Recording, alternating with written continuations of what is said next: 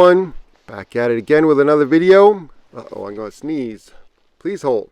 Alright, I made it out to my spot. I'm gonna start drilling some holes. This is probably 20-25 feet of water, and we're gonna work out progressively deeper until we find some fish.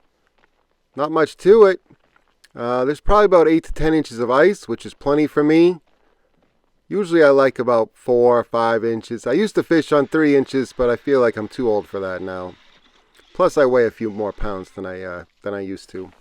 But anyway, the drill just flies through the ice. It's easy to pop a bunch of holes, cover some water. There's a few snowmobiles running around, but otherwise I have the lake pretty much to myself. I start out with it's actually an old St. Croix Avid ice rod, which is a great rod. They don't make that particular model anymore, but it was a great rod. Problem with it is that it started icing up, and that's partly because I have Fireline crystal ice on the reel there. So I switched over to a different rod, and this has 4-pound straight mono on it. It's a Suffix Ice Magic, and I've got a 1/5 ounce gold Swedish pimple. I'm just going to put a worm on there and get to jigging. Oh yeah, once the ice rods come out of their cases, I have to tighten up the drag. That's important to remember. Otherwise, when you go to set the hook, nothing happens. And I'm just, adjusting my drag. I want it to pay out just a little bit of line, but I don't want it so loose that I don't get a good hook set. So like I said, this is my first time out here this year, and it just takes a little while to find the fish. But eventually I did run into some, and there's one messing with me right now. This is the first fish that I actually got a bite from, and I think I missed him 3 or 4 times before I actually stuck him. But that's just part of the game, I'm fishing with no electronics. If I had forward-facing sonar or some other things with me, it might shorten the amount of work that I need to put in to get some fish on the ice. But that's okay, it's just putting in a little extra work. And I know I'm going to find them here somewhere. These fish ended up being a little bit deeper than when I started, probably 25 feet or so. Not a bad perch. Thanks for playing, bud. So once I found that fish, I drilled a bunch of holes around it, tried to get on the school a little bit better. In this pond, they seem like they travel in big schools. And if you have a fish finder, it looks like you're going over a shed or something. I mean, it's dramatic. And there can be 100 fish in a school. I've seen them on with my camera. You can look down and you see all these little eyes looking back up at you. So it's really amazing when you land on them. But when you're not on them, you could be fishing an aquatic desert. There's just nothing down there. So that's the key thing, is to keep moving around until you find some fish. Usually I give it about 5 minutes each hole. And if nothing's happening in 5 minutes, I'm going to move around until I find some fish. That's kind of the name of the game. Move until you find active fish. And then you can kind of dial in a spot on a spot. Look at your maps. If you have electronics, use the electronics, use the camera, whatever you got. Not bad, not bad. Thanks for playing, Mr. Perch. But I did eventually land on a school of them. And the interesting thing for me is that one of them, and we'll see him a little bit later on, is he was coughing up all kinds of bloodworms and larvae and what looked like little juvenile clams.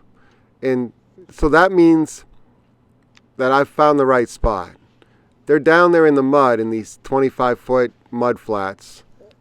And they're rooting around down there trying to get some food. And the best analogy I can use is they're sort of like pigs, and their mouths extend downward.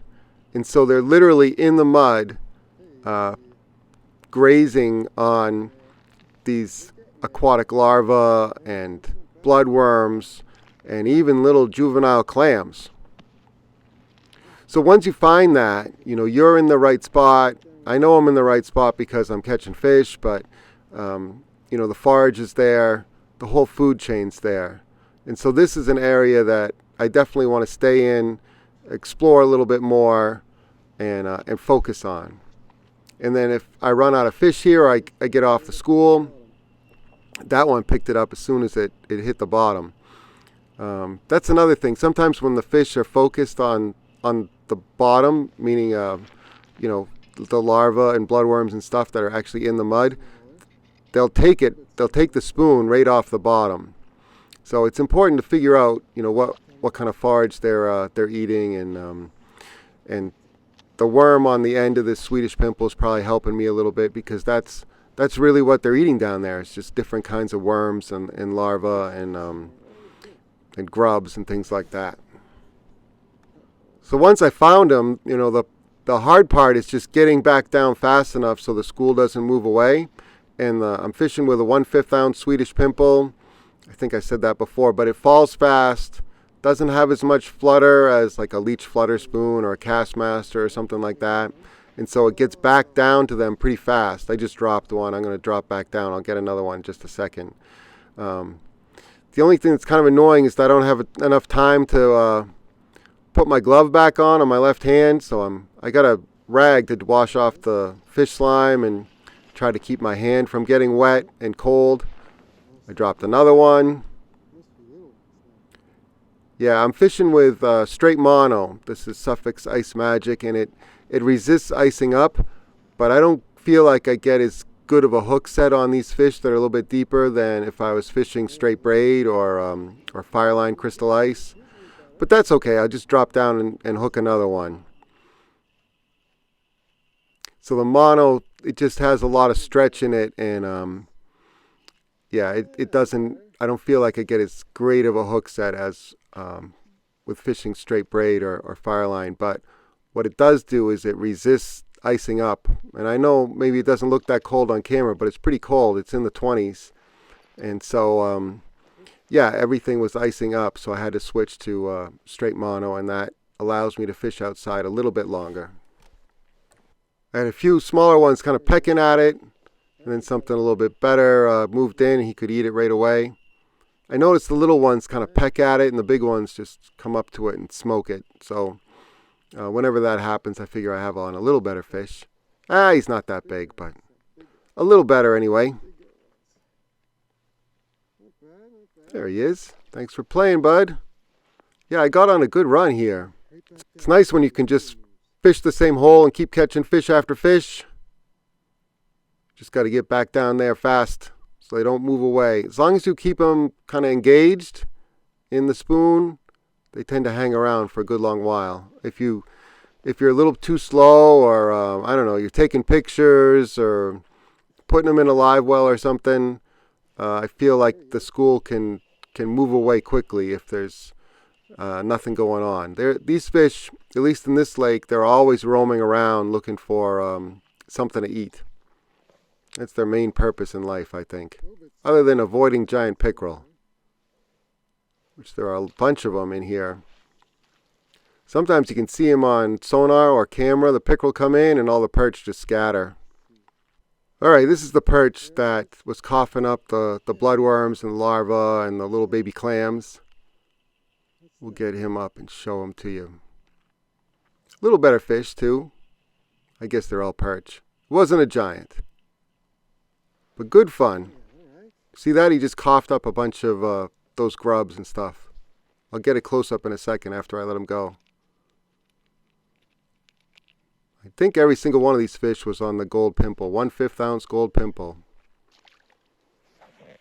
Let me zoom in there. Yeah, all that stuff. Can sort of see it, not super clearly, but there's some bloodworms in there, some larvae, some little baby clams, and that's what they're eating down there in the mud flats. All these fish are from the same hole. So it looks like it's just, you know, fast action one after another, and it was. But it took me a while to get to this point. I drilled, I don't know, 20 holes before I found this hole. And sometimes that's just the way it goes, you know. You just got to put in the work until you find a school, and then it's hot and heavy. Another perch. It's funny, there's a few white perch in here, and they run bigger than the yellow perch. But I have to go through about 100 yellow perch before I get one white perch. There's some crappie in here, but they don't hang out with the yellows in this pond. I don't know why. There's a few trout, bass, pickerel. I often catch pickerel in here because they're hanging around the perch, and they get charged up when the pickerel are on the outside of the perch school, and the perch are all fired up over the spoon, and the pickerel come in and eat the spoon. So I do end up with a fair amount of pickerel every year, just as bycatch. The big pickerel in here, that they won't eat. I don't think they'll eat a perch that size in the winter, but the small ones are definitely fair game, and they have no problem choking down a little perch. Let's see what's next. As long as I can keep firing that spoon down there and get down there fast, I'll keep the school engaged.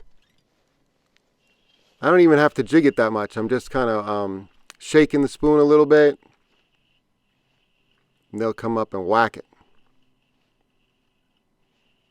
I also think some of the perch coughing up their breakfast helps keep the school around too.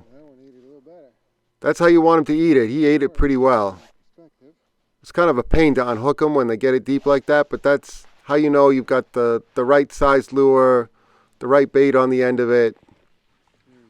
You know, they don't even hesitate. They just kind of come up and choke it. All right, back down the hole we go as fast as we can. Sometimes they were picking it up right off the bottom. I think that one picked it up right off the bottom too. As soon as it hit the bottom, there's a fish on it.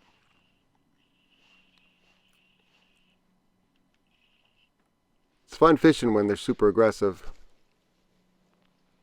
This was around dusk too, and I feel like, I don't know if I can call them in a little bit better around dusk, or they're more active around dusk, but I just do better around dusk, early and late. So sunrise and sunset, I usually do pretty well. And then in the middle of the day, it's hard to get them to stay with you, and if they're not right underneath your feet, it's hard to get them to come over and check out the spoon.